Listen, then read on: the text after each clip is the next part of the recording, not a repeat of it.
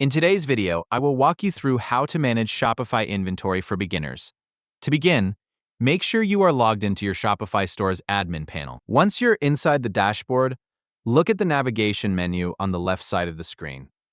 From this menu, click on Products. This will take you to the section where all of your store's products are listed.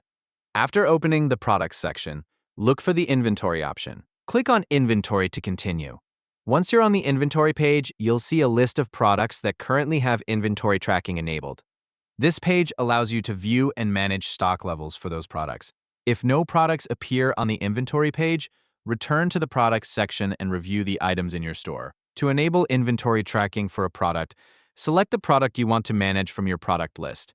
When the Product Details page opens, locate the option to enable inventory tracking. This option is usually found within the Product Details or Stock Information section.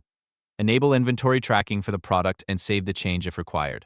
If you're creating a new product, make sure inventory tracking is enabled during the product setup process so the item can be monitored from the beginning. After enabling inventory tracking for the products you want to manage, return to the inventory page. You should now see those products listed in the inventory section.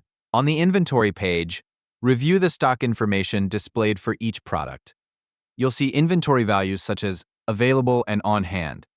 When stock levels change, update the inventory values to keep your records accurate. You can adjust inventory when receiving new stock, processing sales, or handling returns.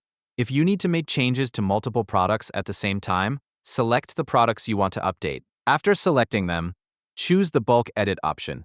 Use Bulk Edit to make updates across several products from a single screen. If you only need to update one product, click directly on that product from the inventory page.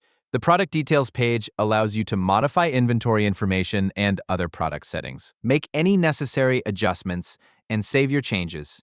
Continue reviewing your inventory regularly to ensure the stock information shown in Shopify matches your current inventory levels.